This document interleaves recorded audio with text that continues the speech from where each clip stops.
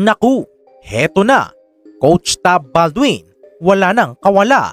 Kasama din ang 8 iba pang coaches at staff ng Ateneo ay hindi lang basta nahaharap sa simpleng reklamo, kundi formal nang inirekomenda ng CIDG na sampahan ng kasong homicide at reckless imprudence na pwedeng magkulong sa kanila hanggang 40 taon. At hindi lang yan, dahil habang sinusubukan nilang umiwas, ang kampo ng pamilya ni Rene Baterbonia ay may panibago at mas matinding pasabog laban sa Ateneo. Ano nga ba ang resulta ng investigasyon? Ano ang nadiskubre ng CIDG na nagpatibay sa kasong ito? Tara, panoorin natin.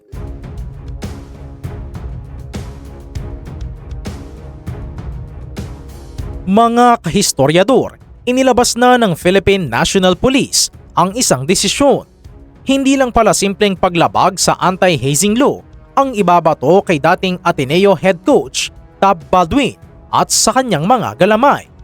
Oo, dahil sa bagong rekomendasyon ng CIDG, formal na nilang ipinasa sa DOJ ang reklamo para kasuhan ng homicide at reckless imprudence resulting in multiple homicide. Ibig sabihin, para sa mga pulis, may pananagutan ang pamunuan ng koponan sa pagkamatay ng 2 batang atleta na sina Rene Baterbonia at Divine Adeli. At hindi lang si Tab Baldwin ang posibleng makasuhan, kasama rin ang 8 iba pang staff ng Ateneo. Pero teka, ano nga ba ang pagkakaiba nitong 2 kaso na inihahanda sa kanila? Ipaliwanag natin sa pinakasimpleng paraan na maintindihan ng bawat Pilipino.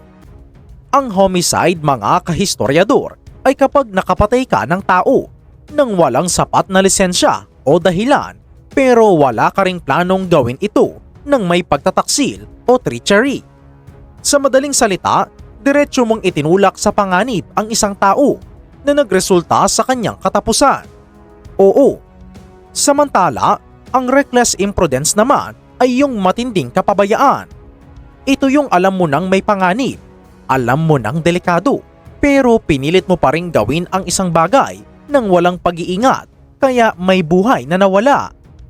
Isipin mo, 2 bilang ng homicide at 2 bilang ng reckless imprudence ang nakapatong sa ulo nila ngayon.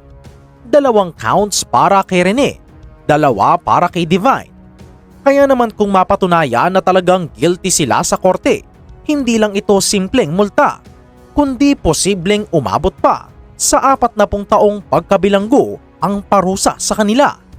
Talagang walang kawala rito si Coach Tab at ang kanyang buong coaching staff kung magtutuloy-tuloy ang kaso sa DOJ. Yes, mga kahistoryador. Pero alam mo ba kung sino-sino pa ang mga sabit dito? Bukod kay Baldwin, kasama sa mga inirekomenda ng CIDG na sampahan ng kasong reckless imprudence ang mga strength and conditioning coaches na sina Grant Dearns at Cesar Vincent Elumba, pati na rin ang mga assistant coaches na sina Dean Cesar Castaño, Sandro Nicolas Soriano at Reynaldo Jacinto Jr. Nadawit din ang kanilang physical therapist na si John Eric Rueca, pati ang 2 student managers na sina Paulo Manuel Adevoso at Andrew Lorenzo Salud. Ngayon, bakit nga ba umabot sa ganitong matinding kaso ang investigasyon? Ano pa ang nadiskubre ng CIDG na nagbago sa ihip ng hangin? Noong nakaraang linggo, pinalabas na ng CIDG na may naganap na paglabag sa Anti-Hazing Act of 2018. At bakit hazing? Dahil napatunayan sa investigasyon na ang ginawang seawater training ay hindi naman talaga para sa pagpapalakas ng basketball skills. Oo, ayon sa mismong testimonya ng isang miyembro ng coaching staff na kumanta sa mga pulis, ang aktibidad na ito ay ginawa para subukan ang tinatawag nilang mental condition at toughness ng mga atleta. Kaya naman ginamit ito bilang batayan para mamili kung sino ang makakasama sa final roster o opisyal na lineup ni Baldwin. Isipin mo, Para lang makapasok sa line-up, kailangan mong sumabak sa matinding paghihirap sa dagat. At dahil dito, itinuring ito ng CIDG at DILG bilang isang malinaw na kaso ng physical suffering. Sa madaling salita, pinahirapan ang mga bata sa ilalim ng mapanganib na kondisyon. At yan ay pasok na pasok sa kahulugan ng hazing sa ilalim ng bagong batas. At heto pa ang matindi, natuklasan ng mga otoridad base sa investigasyon na alam na pala ni Coach Tab Baldwin ang tungkol sa kondisyon ng dagat. Batid niya ang lakas ng alon, pati ang high tide at low tide sa lugar na iyon. At ang pinakamasakit sa lahat, tinanong pa pala ni Baldwin ang mga manlalaro kung sino sa kanila ang hindi marunong lumangoy. At doon, 5 players ang umamin na hindi sila marunong lumangoy, kabilang na ang nasa wing si Divine Adili. Pero anong ginawa ng coaching staff matapos malaman ito? Naghanap ba sila ng ibang lugar? Pinatigil ba nila ang pagsabak ng mga bata sa tubig? Hindi. Sa halip na protektahan ang mga atleta, binigyan lang sila ni Baldwin ng impormasyon o lectures kung paano haharapin ang rip currents o yung malalakas na hila ng agos sa dagat. Naku! Isipin mo na lang ang takot at hirap ng mga batang ito habang nasa gitna ng rumaragas ang alon. Tapos, ang sandata lang nila ay ang mga teorya o tips na itinuro sa kanila bago sumabak.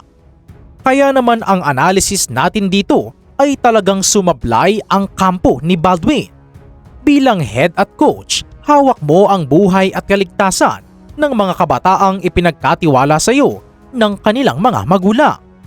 Kung alam mo nang hindi marunong lumangoy ang bata, bakit mo pa hahayaang lumusong sa mapanganib na seawater para lang ites ang kanyang tibay ng utak, diba? Ito ay hindi na simpleng training lang. Isa na itong irresponsableng sugal sa buhay ng tao.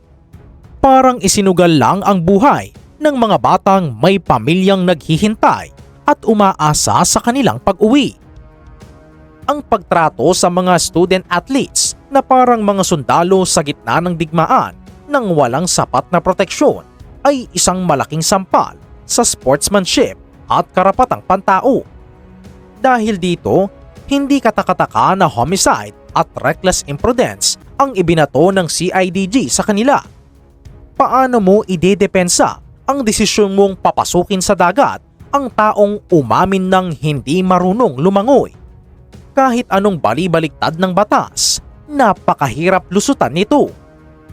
Samantala, mga kahistoryador, bago pa man ilabas ang mga dagdag na kasong ito, may naganap munang matinding sagupaan sa pagitan ng CIDG at ni Coach Tab Baldwin sa pamamagitan ng media at mga supina. Alam mo ba, noong sinimulan ng mga pulis ang investigasyon, binaliwala lang ito ng kampo ni Baldwin sa simula. Noong unang pinatawag ng CIDG si Baldwin at ang iba pang opisyal ng Ateneo para humarap sa investigasyon, hindi sila sumipot. Sa halip na humarap ng personal, mga abogado lang nila ang ipinadala nila sa Camp Crame. Pero hindi ito nagustuhan ng mga otoridad dahil anya, ang mga abogado ay wala naman sa pinangyarihan ng insidente. Wala silang alam sa totoong nangyari doon sa dagat, kaya hindi nila masasagot ang mga direktang tanong ng mga investigador. Kaya naman nagbanta ang CIDG na kung hindi pa rin sisipot si Baldwin ng personal, gagamitin ng pulisya ang lahat ng kapangyarihan nito, kabilang na ang pagsasampa ng kasong contempt at obstruction of justice laban sa kanila. At para masiguradong hindi tatakas si Baldwin palabas ng bansa, nag-issue pa ang Department of Justice ng Immigration Lookout Bulletin Order laban sa kanya. Ibig sabihin, kahit gustuhin niyang sumakay ng eroplano para takasan ang gulong ito, alerto ang mga immigration officers sa airport para harangin siya. Samantala, nagtungo naman ang pamilya Baterbonia sa Camp Crame para sa isang pribadong briefing kasama si CIDG Director Morico. Doon, Ipinakita sa kanila ang mga ebidensya at resulta ng investigasyon ng pulisya.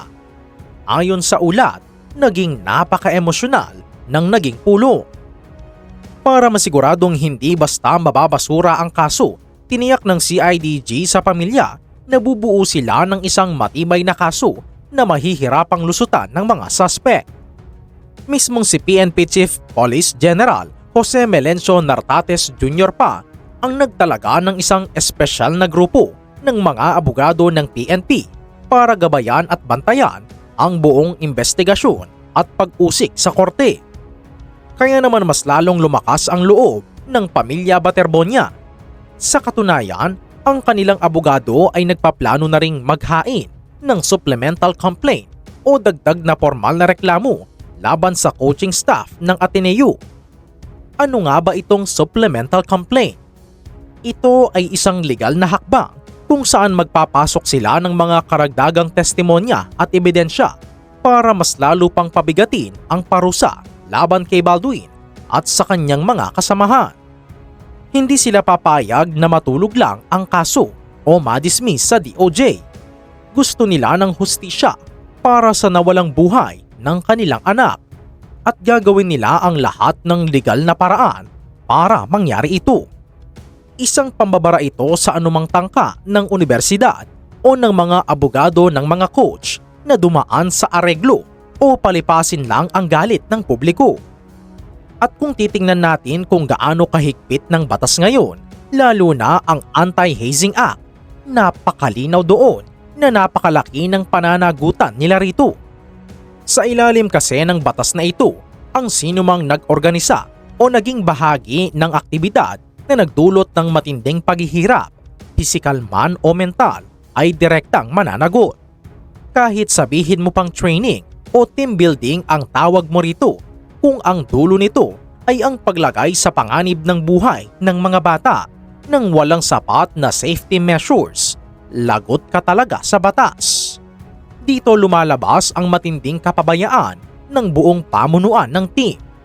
Kaya naman mga kahistoryador, tatanungin ko kayo, sa tingin nyo ba ay sapat na ang rekomendasyon ng CIDG na ipakulong si Coach Tab Baldwin at ang kanyang mga staff?